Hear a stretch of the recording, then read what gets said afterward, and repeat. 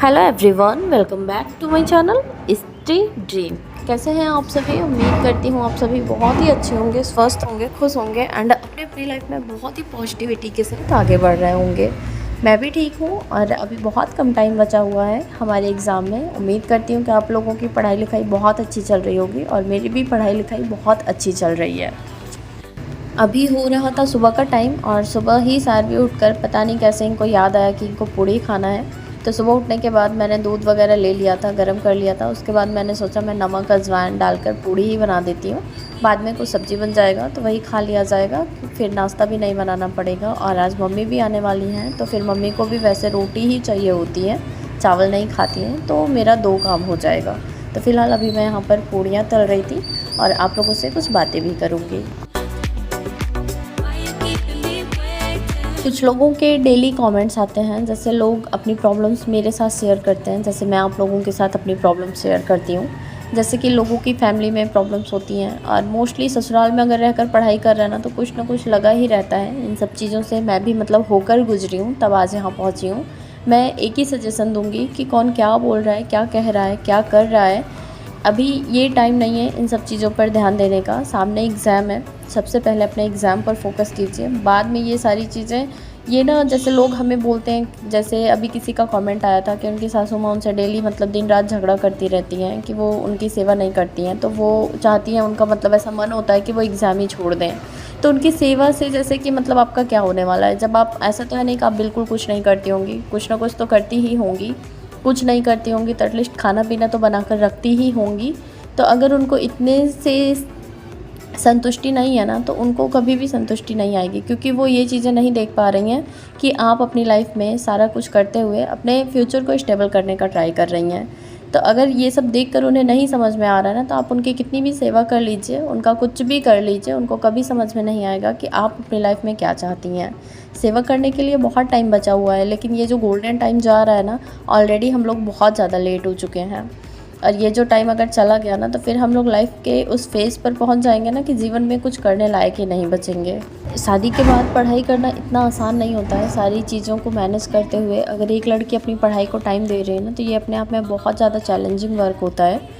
और अगर ये चीज़ें समझ नहीं आ रही हैं किसी को भी, कोई भी XYZ कोई भी अगर फैमिली मेम्बर हो, जैसे एक कमेंट और आया था कि उनके हस्बैंड का एक्सीडेंट हो गया है, वो हॉस्पिटल में है, अभी शादी को 2 साल हुए हैं, पहले भी वो मारपीट करते हैं आपके साथ और अभी हॉस्पिटल में भी मतलब इन लॉज के सामने गाली गलौज कर रहे हैं, जबकि मतलब उनकी वो कंडीशन नहीं है कि वो ये सारी चीज़ें कर पाएँ। आप भी नहीं समझ पा रही हैं कि आपको एग्ज़ाम देना चाहिए या फिर छोड़ देना चाहिए। तो मुझे कमेंट किया था आपने 2-3 दिन पहले, बट मैं भूल गई थी। ऐसे ही मैं कमेंट याद कर रही थी कौन मुझसे क्या पूछा था, तो मुझे याद आया और मैंने वहाँ पर आपको कमेंट का रिप्लाई भी किया था कि अगर ये वाली कंडीशन है, जब 2 साल ही अभी हुए हैं और इस तरह की सिचुएशन है, तो एग्ज़ाम छोड़कर कोई मतलब नहीं है। अभी आपको जो भी टाइम मतलब जो भी इम्पोर्टेंट चीज़ें हैं वो सब चीज़ें कीजिए और अपना माइंड मतलब इन सब चीज़ों की वजह से ना डिस्टर्ब मत होने दीजिए। आप अपनी पढ़ाई पर भी साथ ही साथ फोकस करते रहिए जितना आपसे हो पाता है, क्योंकि मुझे मालूम है कैसी सिचुएशन है, मन नहीं लगता होगा, बट ट्राई कीजिए कि मन लगे, क्योंकि बहुत सारे लोग ऐसे भी हैं इस दुनिया में जो एकदम बेकार सिचुएशन में रहकर बहुत कुछ अचीव किए हैं। नहीं कुछ अगर होगा ना, तो सुनीता प्रधान जी का इंटरव्यू देख लीजिएगा। और आप अपना एग्ज़ाम तो बिल्कुल मत छोड़िएगा, और ऐसे इंसान के लिए तो बिल्कुल भी नहीं। एक चीज़ कहूँगी कि लाइफ में बहुत सारी सिचुएशंस, हम सभी के लाइफ में, सारी लड़कियों की लाइफ में उतार चढ़ाव आते रहते हैं, जाते रहते हैं। चीज़ें मतलब बैलेंस हो जाती हैं, कभी कभी बैलेंस नहीं बना पाते हैं, बट ये जो टाइम है ना, ये मैं बिल्कुल नहीं कहूँगी कि वेस्ट करना चाहिए, क्योंकि अभी जो शुरुआत की है ना, अगर फिर से रोक देंगे तो फिर से हम बहुत पीछे चले जाएंगे। फिर से एक नई शुरुआत करनी पड़ेगी, चीज़ों को फिर से नए सिरे से स्टार्ट करना पड़ेगा। अगर जहाँ तक भी पहुँचे हैं उस पर कंटिन्यू बने रहेंगे तो आगे चलकर रिजल्ट हमें कुछ और मिल सकता है, और अगर छोड़ देंगे ना, तो आगे चलकर सिर्फ और सिर्फ पछतावा करने के अलावा कुछ भी नहीं बचेगा। एक चीज़ और मैं बोलूँगी कि आप लोग मुझसे बेटर समझ सकते हैं, क्योंकि सिचुएशन आपकी है, कंडीशन आपकी है।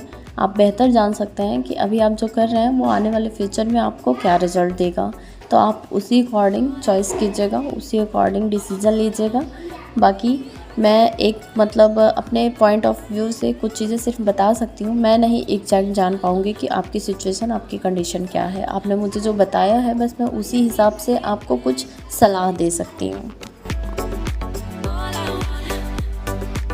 यहाँ पर खाना बन गया था, मतलब पूड़ी बना ली थी मैंने सुबह में। उसके बाद मैं बैठ गई थी पढ़ने के लिए। फिर मैंने उसमें सीडीपी के जो नोट्स बनाए उसका रिवीजन किया और साध्वी के साथ मतलब थोड़ा इधर उधर मस्ती किया। उसके बाद फिर सब्ज़ी भी बनाया, नहाए हम लोग। पानी नहीं आया था इसलिए काफ़ी लेट हो गया। जब मैं नहा रही थी इसी बीच फिर मम्मी आई और मम्मी मतलब थक गई थी आते आते, तो वो अपना आराम कर रही थी और मैंने भी नहाया, खाना खाया। और खाने खाने के बाद ये देखिए मेरा जो घर पे टेबल था, जहाँ से मतलब मैं स्टार्टिंग से पढ़ती थी जिस टेबल पे, ये मेरा फेवरेट टेबल है, फिर से मुझे मिल गया और मैं अब इस पर फिर से अपना पढ़ना स्टार्ट करूँगी। और ये जो टेबल टूटा है ना, ये अभी 1 साल भी कंप्लीट नहीं हुआ है मुझे लेकर। मैं सूरत गई थी अपने भाई के पास लास्ट सितंबर में, तब मैंने वहीं पर लिया था और ये 1 साल भी कंप्लीट नहीं हुआ। और ये जो मेरा पुराना वाला टेबल है, ये मैंने सिर्फ 200 रुपये में इलाहाबाद से लिया था 2018 में, और ये तब से लेकर अभी तक चल रहा है। और ये ना 1 ही साल में ख़राब हो गया। फ़िलहाल सारी इसको बहुत ज़्यादा एंजॉय कर रही हैं, इस पर बहुत ज़्यादा खेल रही हैं। ये कहती हैं कि ये इनका टेबल है और ये वाला अब मेरा है। फ़िलहाल अब डिस्टर्ब नहीं करेंगी, ये अपने टेबल पर बिज़ी रहेंगी और मैं अब अपने टेबल पर आराम से स्टडी कर पाऊँगी।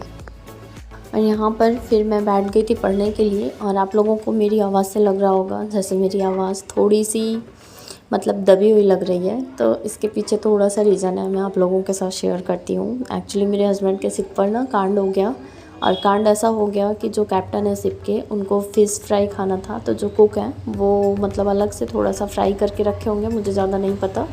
और इस मतलब जो 3rd इंजीनियर होता है, बहुत सारे मतलब क्रू मेंबर्स होते हैं, तो वो फ़िश मांग रहा था जो अलग से फ्राई करके रखा हुआ था कुक ने, तो कुक ने नहीं दिया।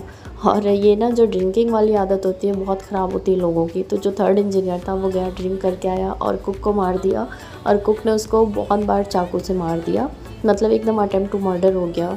और जो कुक है ना वो मेरे हस्बैंड का रूम पार्टनर है, तो जब उन्होंने मुझे बताया तो मुझे बहुत ज़्यादा टेंशन हुई। और फ़िलहाल वाईफ़ाई का पता नहीं क्या है, अभी तक सही नहीं हो पाया। दुबई से फिर से शिप ईरान के मतलब साइड चला गया और वाईफ़ाई अभी तक प्रॉपर चालू नहीं हो पाया है। और मेरे हस्बैंड कुक का ही सिम लेकर उसमें रिचार्ज कराए थे। फ़िलहाल कुक को भी शिप से उतार दिया गया है, और अब कब बात होगी कब नहीं होगी, तो ये सारी चीज़ें जैसे मेंटली थोड़ा सा पिंच कर रही हैं मुझे। मैं खुद को मतलब समझा रही हूँ, बट कहीं ना कहीं दिमाग में चलता है ना, डर लगता है इंसान इतनी दूर है, तो इसीलिए थोड़ा सा मैं परेशान हूँ। बाकी यही सब माइंड डाइवर्ट करने के लिए रात में मैंने टेस्ट भी दिया था कि मेरा ध्यान मतलब हट जाए उधर से। हस्बैंड ने मुझे फ़िलहाल बता दिया था, मतलब मिला था उन्हें नेट कहीं से। अभी जब दुबई गया था सिर्फ, तो सारे क्रू मेंबर चेंज हुए हैं, तो अभी उतना अच्छा कोऑर्डिनेशन सबके साथ नहीं है। धीरे धीरे इंसान एक दूसरे को जानता है, फिर वाईफ़ाई मतलब यूज़ कर पाएंगे किसी का। और अभी उनके पास सिम भी नहीं है क्योंकि एयरटेल ही चलता है वहाँ पर, और इनका सिम जो है वो आइडिया का है, तो रिचार्ज भी नहीं कर सकते हैं। तो अभी देखते हैं कब कैसे बात होती है। अक्सर मेरे साथ यही होता है ना, जब मेरा एग्ज़ाम आता है तो फिर कुछ ऐसी चीज़ें हो जाती हैं मेरे साथ जो कि मुझे मेंटली डिस्टर्ब कर देती हैं। फिर भी मैं सारी चीज़ों को साइड करके अपने आप को बहुत ज़्यादा कंट्रोल करने की कोशिश कर रही हूँ। ऐसा समझा रही हूँ कि ऐसा कुछ नहीं हुआ है, ठीक है सब कुछ, और पूरा फोकस मैं एग्ज़ाम पर ही रख रही हूँ। बट ठीक है, वही है ना, थोड़ा सा तो माइंड हो ही जाता है इधर उधर। बाकी आज के लिए बस इतना ही। कल फिर मिलती हूँ एक नई वीडियो ब्लॉग के साथ, कुछ नई बातों के साथ। तब तक के लिए बाय बाय।